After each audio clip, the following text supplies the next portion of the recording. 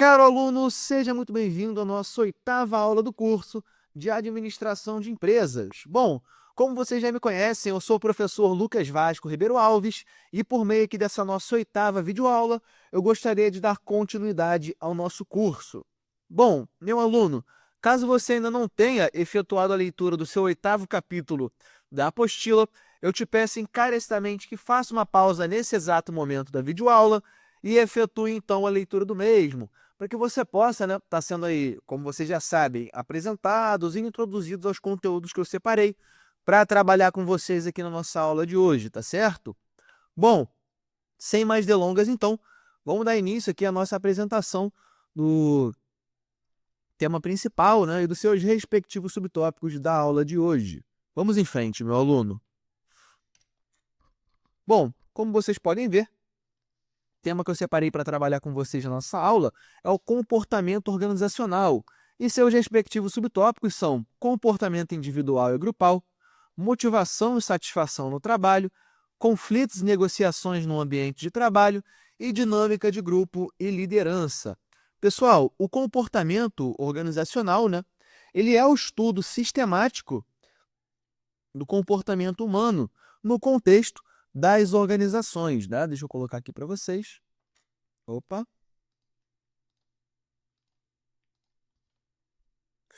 Das organizações, como eu ia dizendo.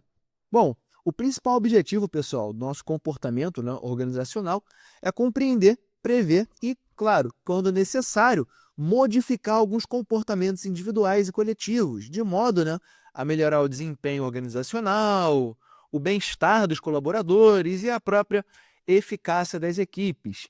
Esse campo de estudo, pessoal, ele se apoia aí em disciplinas, né, como psicologia, sociologia, antropologia, economia e ciência política, né? E também é aplicado aí na gestão de pessoas, liderança, cultura organizacional, alguns processos decisórios, né? E até mesmo nas relações interpessoais no trabalho, tá certo?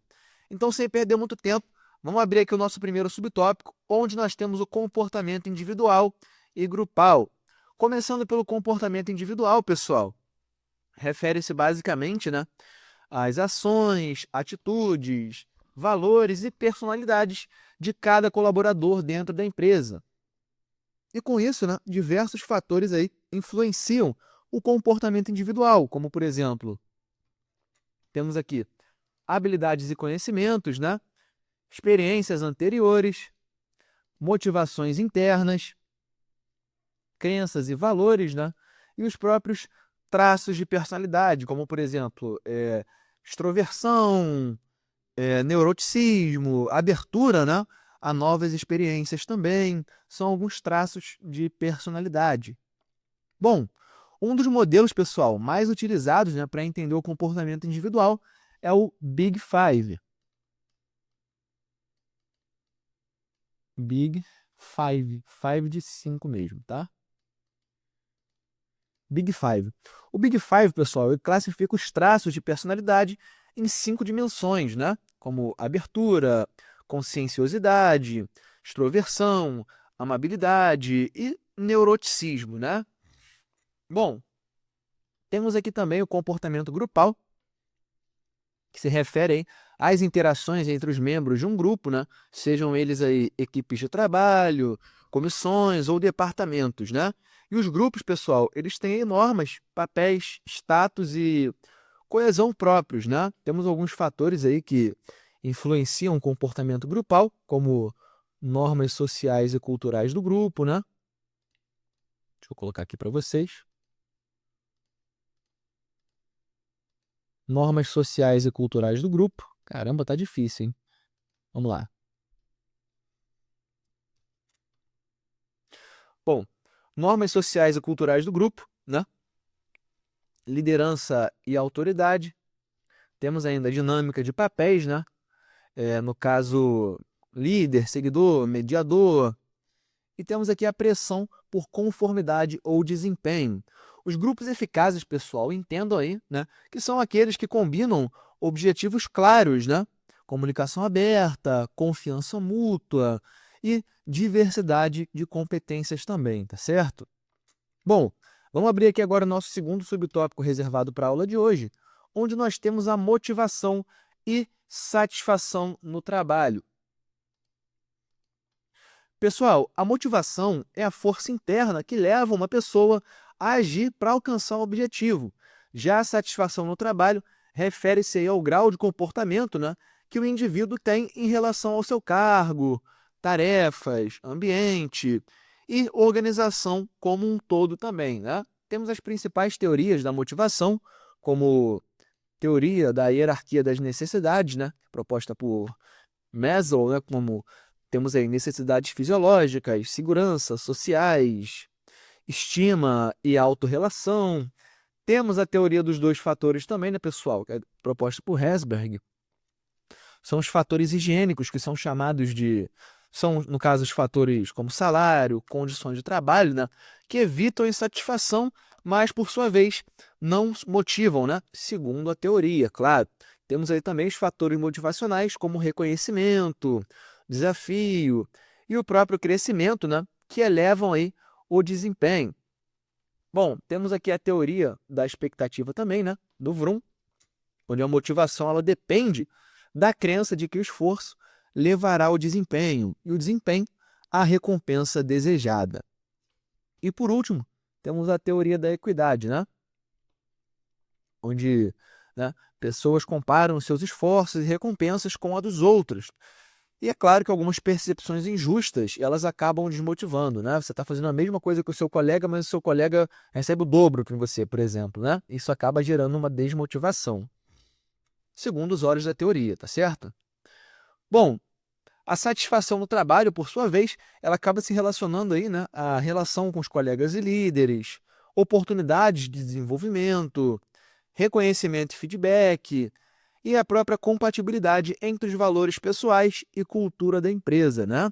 E as organizações aí com altos níveis, né, de modificação e satisfação, elas apresentam um melhor desempenho, né? Menor rotatividade e uma inovação bem maior também, tá certo?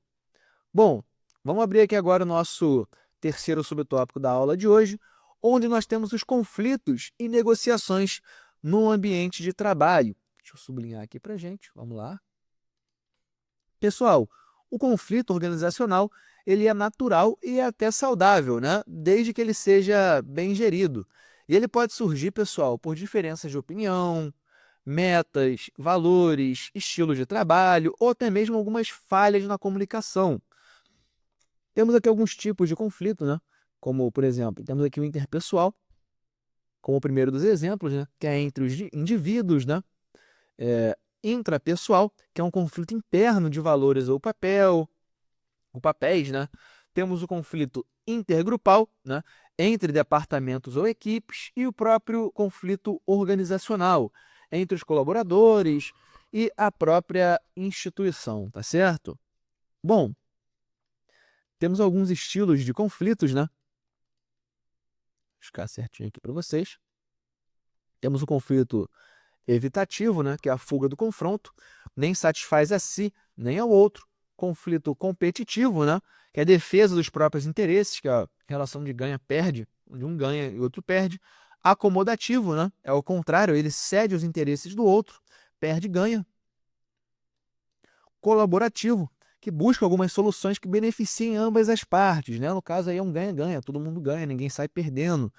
E o conflito comprometedor, né, que requer uma solução intermediária, tá certo?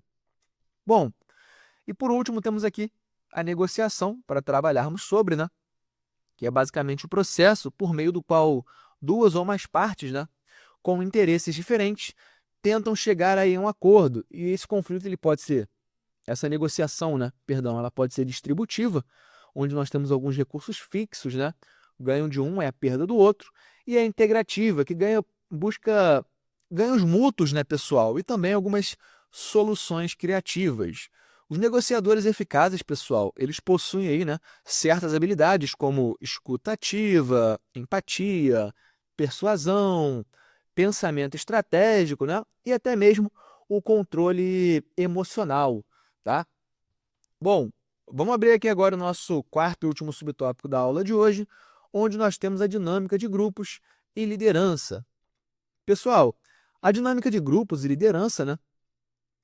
A dinâmica de grupo, no caso, ela estuda aí como os indivíduos eles se comportam em grupo, incluindo os processos de comunicação, tomada de decisão, liderança, influência social, papéis e até mesmo normas, né? Temos algumas fases aqui de um grupo, né?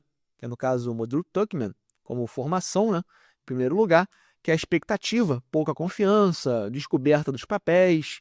Em segundo lugar, temos o conflito, onde surgem algumas diferenças, né, apresentando uma certa resistência. Como terceiro lugar, nós temos uma normalização, onde surgem normas e coesão, né? Logo após vem desempenho, onde o grupo ele trabalha com eficácia, a nossa quarta etapa e penúltima. E por último, nós temos o encerramento, né, que é a dissolução ou reintegração do grupo, tá certo? Bom, por último, falando um pouco da liderança, como nós tratamos brevemente algumas aulas atrás, né? A liderança ela é um fenômeno relacional no qual uma pessoa influencia outras para alcançar objetivos organizacionais, né? Temos aqui alguns estilos de liderança, como liderança autocrática, né? Trazendo um foco aí no controle e disciplina. Temos também, no caso, a democrática, né? Com foco na participação e colaboração. E a laissez-faire, que é pouca intervenção e alto grau de autonomia. Bom, alguns modelos contemporâneos que nós temos, né? Temos a liderança transformacional, que inspira, motiva e promove o desenvolvimento pessoal. A liderança transacional, baseada em algumas recompensas e punições. E a liderança situacional, né, pessoal? Que ela vai adaptar o estilo conforme a maturidade da equipe. Bom, bons líderes, pessoal, entendam, né, que eles são fundamentais para manter o engajamento, a inovação e principalmente o desempenho da equipe, além, é claro, de promoverem aí um clima de confiança e responsabilidade compartilhada, tá certo? Bom, meu aluno, encerro por aqui a nossa oitava aula. Mais uma vez, agradeço bastante pela sua atenção até o presente momento. Vejo vocês na nossa próxima aula. Um forte abraço, meu aluno. Muito obrigado pela sua atenção mais uma vez.